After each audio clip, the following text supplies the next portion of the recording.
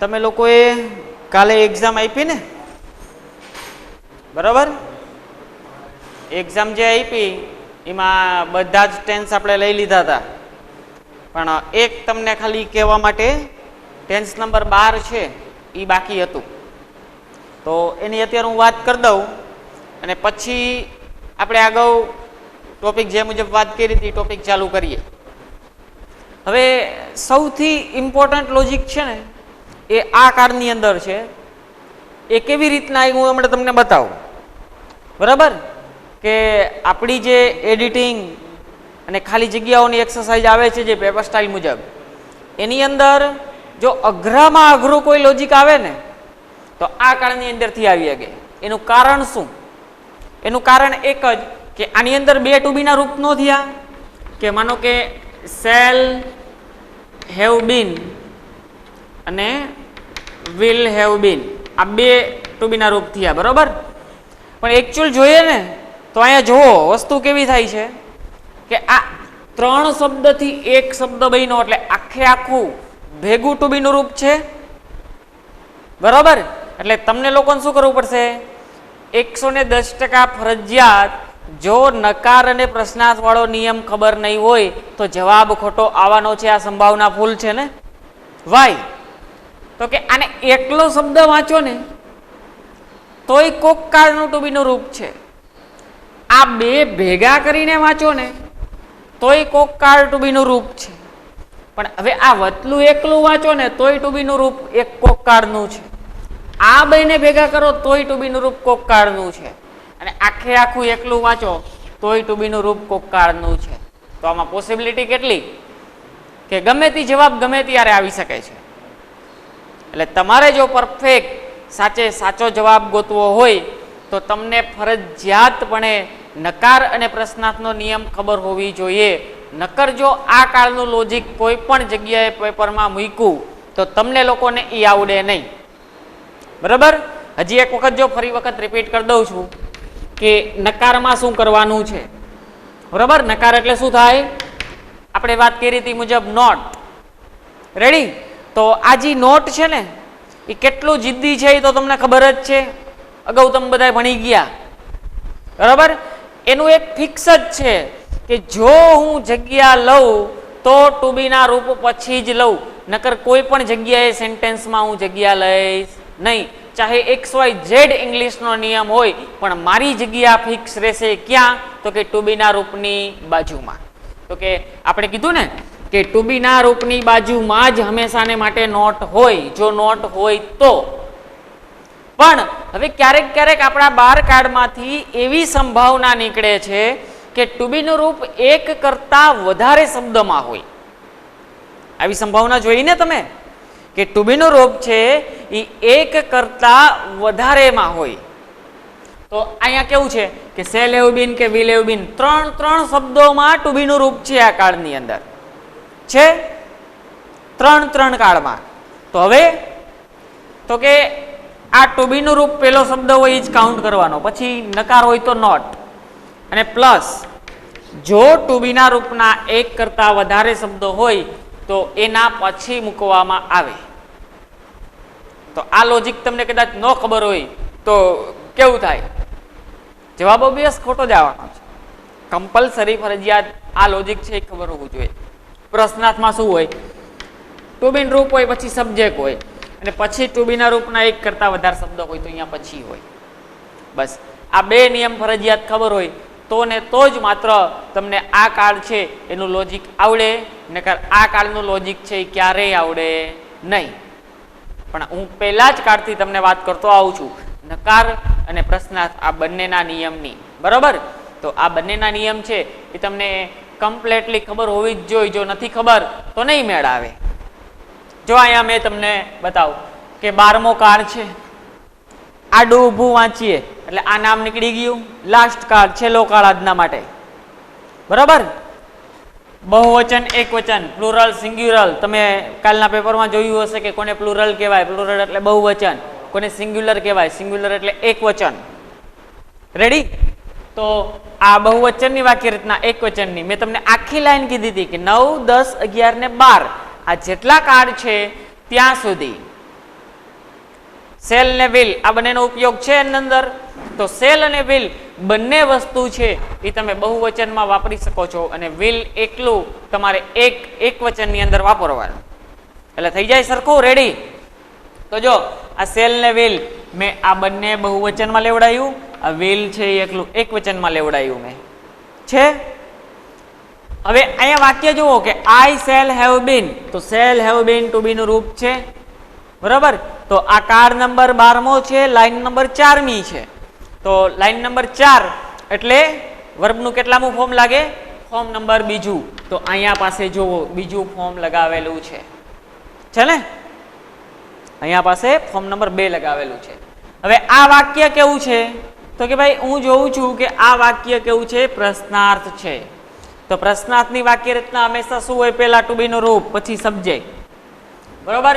પણ અહીંયા લખ્યું છે વોન્ટ, તો આને વચાઈશું will not, અને વચાઈશું will not.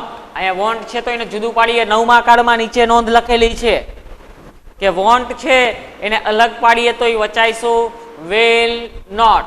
વચાય? ઓકે. તો આ will not છે. તો આ નોટ તો નકારનું છે, એનો કોઈ આપણે મતલબ નથી લોજિકમાં. આ will છે.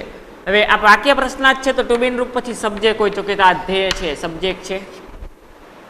એના પછી વર્બ હોવો જોઈએ, પણ આ હેવ બીન નામનો શબ્દ છે જે ટુ બી ના રૂપમાં આવતા હોય એવા. તો આનો મતલબ એવો ન થાય કે વિલ અને આ હેવ બીન બે ભેગું છે, થાય ને કે વિલ અને હેવ બીન બે ભેગું છે. તો હા આ વર્બ છે જો RUING લાગેલું, તો અહીંયા ખાલી જગ્યા હોય અને તમારે મૂકવી હોય તો આ વિલ હેવ બીન ભેગું કરીને મૂકવું પડે કે વિલ હેવ બીન. એટલે કાર્ડ નંબર 12, કાર્ડ નંબર 12 તો લાઈન નંબર 4, લાઈન નંબર 4 તો ફોર્મ નંબર 2 થાય. લાઈન નંબર 4 તો ફોર્મ નંબર 2, એટલા માટે ફોર્મ નંબર 2 એટલે ING ફોર્મ થાય. હવે તમે આને એકલું વાંચ્યું હોત વિલ, આગળ કાંઈ વાંચતા ન આવડ્યું હોત પ્રશ્નાર્થનું, તો અહીંયા તમે મૂળ રૂપ મૂકે કે સ્ટાર્ટ, અને આને એકલું વાંચ્યું હોત તો એ પ્રમાણે મૂકે, આને એકલું વાંચ્યું હોત તો એ પ્રમાણે મૂકે બરાબર. અને વિલ ને હેવ ખાલી લીધું હોત તો એ પ્રમાણે મૂકે. એટલે તમને લોકોને આ કાર્ડની અંદર જો પરફેક્ટ આઈડેન્ટિફાઈ કરતા આવડશે ને ટુ બી નું રૂપ, પરફેક્ટ આઈડેન્ટિફાઈ કરતા જો ટુ બી નું રૂપ આવડે છે તો જ માત્ર તમે આની અંદર કામ કરી શકશો, નકર આની અંદર તમે કામ કરી શકશો નહીં, મતલબ નહીં. હવે નીચે જુઓ કે હી વિલ હેવ બીન, તો આ વિલ હેવ બીન છે એની ING વાળું ફોર્મ છે. સી વિલ આ નોટ નકારનું, તો આ હેવ બીન, તો આ વિલ ને હેવ બીન ભેગું છે એવું ન કહેવાય, આ ING લાગે છે. હવે આ નોટ નકારનું ગમે ત્યારે, હવે એક વસ્તુ તમને પહેલા કહી દઉં, તમને ટુ બી ના રૂપ પછી ક્યારે પણ જો નોટ જોવા મળે છે ને તો કમ્પલસરી ફરજિયાત તમારે લોકોએ વાક્યને આગળમાં વાંચવાનું, જોવાનું, ચેક કરવાનું કે નોટ પછી ટુ બી ના રૂપ બીજો કોઈ શબ્દમાં નથી ને. જો છે તો એનો મતલબ એવો માની લેવો કે એ બંને ભેગા શબ્દો છે. તો કેવી રીતના આઈડેન્ટિફાઈ કરવાનું ખબર પડી ગઈ? બસ 12મા કાર્ડમાં એક જ લોજિક છે બરાબર. હવે આ લોજિક આપણે પૂરું અહીંયા કરી નાખીએ એટલે આપણે આ ટેન્સનું કામ પૂરું. અને હવે હું નવો ટોપિક ચાલુ કરું છું, આનો ફોટો તમને મોકલી દઈએ એટલે ડન. Active passive. હવે આ ભાગ જે છે ને એ આપને લોકોને 4 માર્કનો આપણી પરીક્ષાની અંદર આવે છે બરાબર, એક્ટિવ અને પેસિવ. જો તમે બુકની અંદર વાંચશો ને તો 12-13 પેજમાં આનું લોજિક હશે. હું તમને ખાલી તમારા ચોપડાના 3 પેજની અંદર લોજિક પૂરું કરાવી દઈશ. એનાથી બહારનું કોઈ પણ વસ્તુ તમે 12 પેજ વાંચીને પણ નહીં કાઢી શકો બરાબર. હવે એમાં શું કરવાનું છે એ જુઓ. મેં તમને કીધું હતું ને કે પેલું વચ્ચે મેં ઓલા ખાના રાખ્યા છે, એનો ઉપયોગ ક્યાંક છે. હવે જુઓ કેવી રીતના ઉપયોગ છે.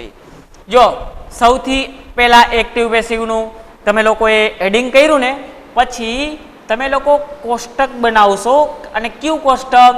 તો કે પેલું જે આપણું કોષ્ટક હતું ને એ જ કોષ્ટક બનાવવાનું છે. પણ એમાં જો ભૂલ કરી તો જવાબ હંમેશાને માટે ખોટો આવશે. જવાબ ખોટો એટલે એ વાક્યનો માર્ક મળવાનો નથી તમને. 4 માર્કમાં ટોપિકનો માર્ક લેવાના છે, યાદ રાખજો ખાસ. જો આપણે ઓલું 15 ખાના વાળું હતું ને, એ 15 ખાના પહેલા તો આપણે કમ્પ્લીટ કરી નાખીએ. બરાબર. હવે આ કોષ્ટક ડ્રો કરો, એમાં કોઈ કારના નામ કે એવું કઈ લખવાનું નથી આડા હવડું. ઓલામાં શું હતું ટેન્સમાં હું આડા હવડા ઉભા લખાવતો ને, પણ તે કોષ્ટક તો એ જ છે સેમ, એમાં કોઈ ફરક નથી. બરાબર. તો આ 1 2 3 4 5 આ રીતના 15 ખાના વાળું આ કોષ્ટક કમ્પ્લીટ થઈ ગયું.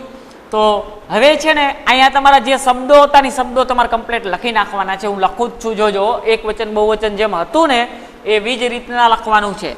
જો આ ડુ, આ ડઝ, બરાબર, એમ, આર અને એસ.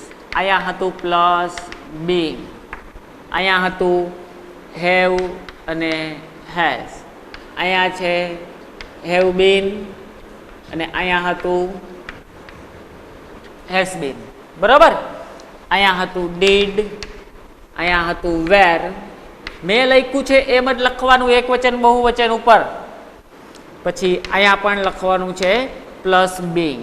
જો હું એક તમને વાત કરી દઉં, સાચી ઇંગ્લિશ ભાષા ભણીએ ને તો અહીંયા છે ને એ આવો શબ્દ લેવડાવે, બીન હોય, પણ આપણો સિલેબસ છે ને એ અહીંયા બીંગ લેવડાવે છે. સાચું આ છે બીન, પણ અહીંયા એ બીંગ લેવડાવે છે. હું ખાલી એક્ટિવ પેસિવની વાત કરું છું. અહીંયા સાચું બીન આવે, પણ સિલેબસ બીંગ લેવડાવે છે. એટલે આપણું જે પેપર નીકળે ને એ પેપર આપણો સિલેબસમાંથી કાઢેલું હોય.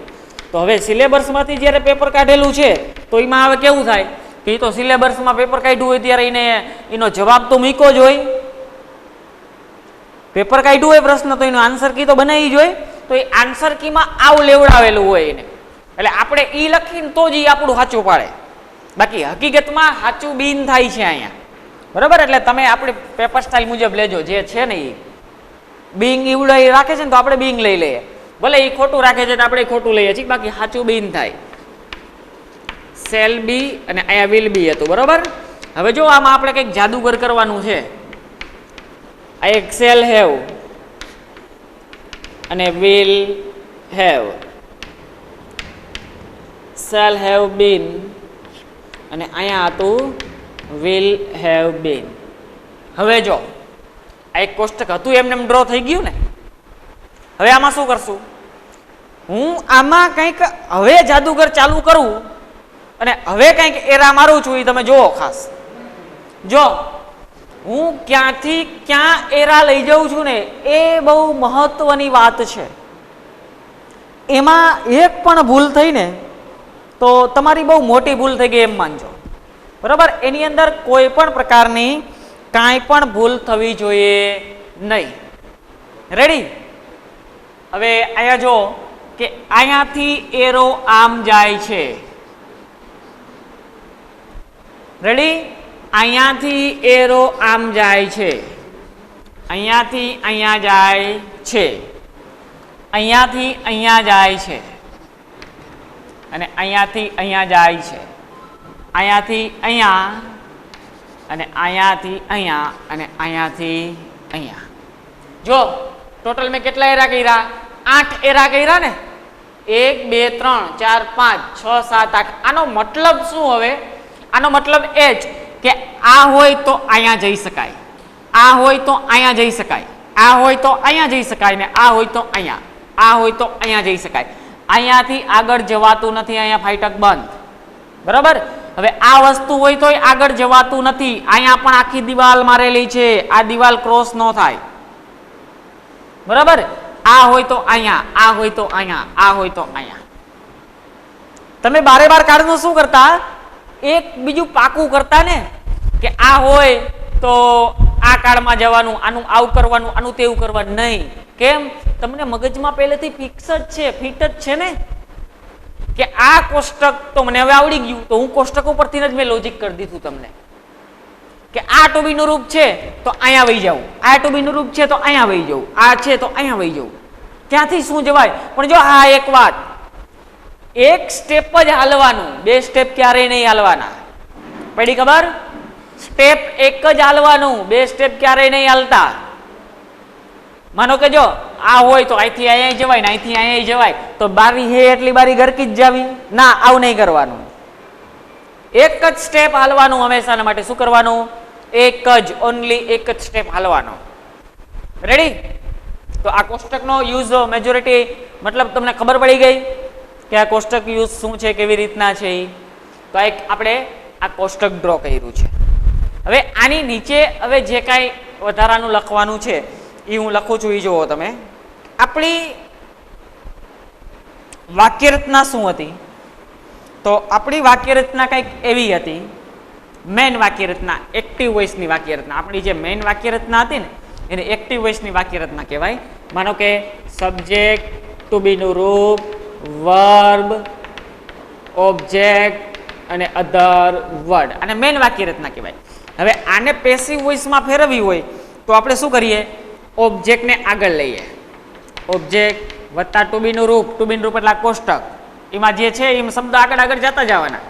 અને વર્બની નીચે હું ડબલ પી લખું છું એટલે એનું પાસ્ટ પાર્ટિસિપલનું રૂપ. સબ્જેક્ટ પાછળ જાય તો આગળ લાગશે બાય અને અધર વર્ડ. આ વાક્ય રચનામાં વાક્ય હોય અને આમાં લઈ આવવાનું છે આપણે. બરાબર? એ હું હમણાં સમજાવું છું. અને હજી મારે બીજું લખવું છે એટલે હું આ બાજુ સાઈડમાં લખી લઉં છું. આ પહેલો ભાગ આવી જ રીતના તમારે લખવાનું છે. આ પહેલો ભાગ. હું બીજો ભાગ લખું છું.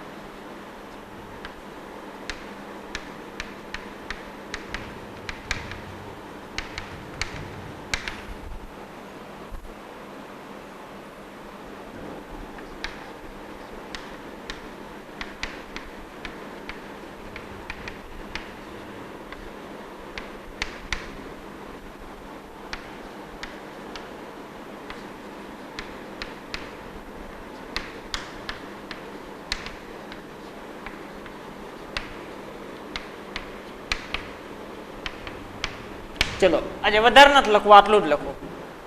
બરાબર? તા તમારો ટાઈમ કદાચ અપ થઈ જાય. તો હવે અહીંયા જુઓ, પેલું કોષ્ટક મેં લખી નાખ્યું. બરાબર? પછી મેં શું કર્યું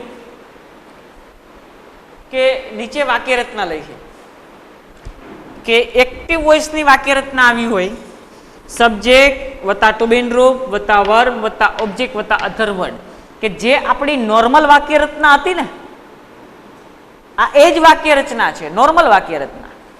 અને એને ફેરવી હોય તો શું કરવું પડે કે આ ઓબ્જેક્ટ છે એ આગળ આવી જાય. ટુ બી રૂપ હતું એમ નામ. વર્બ છે એનું પાસ્ટ પાર્ટિસિપલ એટલે કે ભૂતકૃદંતનું રૂપ. કેવું? ભૂતકૃદંતનું રૂપ. વત્તા સબ્જેક્ટ પાછળ જાય તો આગળ લાગે બાય, પછી સબ્જેક્ટ અને અધર વર્ડ. તો આ વાક્ય રચનામાં હોય ને આ વાક્ય રચનામાં લઈ જવાનું છે. અને એક નિયમ યાદ રાખવાનો છે જોડે, શું કે એક નોટ છે, એક્ટિવ વોઇસ અને પેસિવ વોઇસમાં એવી એટલે એક્ટિવ વોઇસ, પીવી એટલે પેસિવ વોઇસ. એક્ટિવ વોઇસ અને પેસિવ વોઇસમાં પ્લુરલ એટલે બહુવચન અને સિંગ્યુલર એકવચન. પ્લુરલ બહુવચન, સિંગ્યુલર એકવચન, ઓબ્જેક્ટ એટલે કે કર્મ મુજબ અનુસરવામાં આવે છે. આ ઓબ્જેક્ટ છે એ આગળ આવતો રહે છે ને, આ ઓબ્જેક્ટ છે એ શું થાય? આગળ આવી જાય છે. તો અહીંયા આગળ જે નામ આવ્યું એ મુજબ એકવચન છે કે બહુવચન, એ મુજબ ટુ બી ના રૂપ છે એને અનુસરવાનું. ટુ બી રૂપ એકવચન વાળું હોય, બહુવચન વાળું હોય, તો એકવચન બહુવચન કેના મુજબ અનુસરવાનું? ઓબ્જેક્ટ મુજબ. કેના મુજબ? ઓબ્જેક્ટ મુજબ અનુસરવાનું. રેડી? ઓકે. તો જો મેં અહીંયા પાસે એક વાક્ય લખ્યું કે the cow is eating grass. The cow is eating grass. તો હવે આ વાક્ય જે છે ને એમાંથી આપણે ભાગ ઓળખવાના છે. તો સૌથી પહેલા વાક્યમાં સસ્તું, સારું, સિમ્પલ શું ઓળખાય? ટુ બીન રૂપ, કેમ કે લિમિટેડ ટુ બી ના રૂપ છે, આટલા જ છે. તો ટુ બીન રૂપ આપણે પહેલા ઓળખાઈ જાય, બરાબર. તો આ ટુ બીન રૂપ આપણે આર યુ જો ઇઝ છે. તો વાક્ય રચના શું હોય? ટુ બીન રૂપની પહેલા શું હોય? સબ્જેક્ટ હોય, તો આ સબ્જેક્ટ હોવો જોઈએ. ટુ બીન રૂપની પછી વર્બ હોય, તો કે આર યુ આઈએનજી વાળું વર્બ જ છે, તો વર્બ હોય ને પછી ઓબ્જેક્ટ હોય. તો આપણે બધા ભાગ ઓળખાઈ ગયા,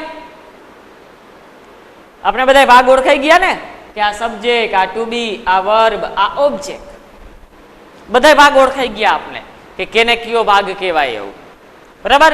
તો હવે આપણે ઓબ્જેક્ટ ને શું કરવાનું હતું? આગળ લેવાનો હતો. તો આ ઓબ્જેક્ટ છે તો એને આગળ લીધો ને. ટુ બીન રૂપ કયું છે? ઇઝ. હવે ઇઝ વાળું ખાનું ગોતો આમાંથી. Are you.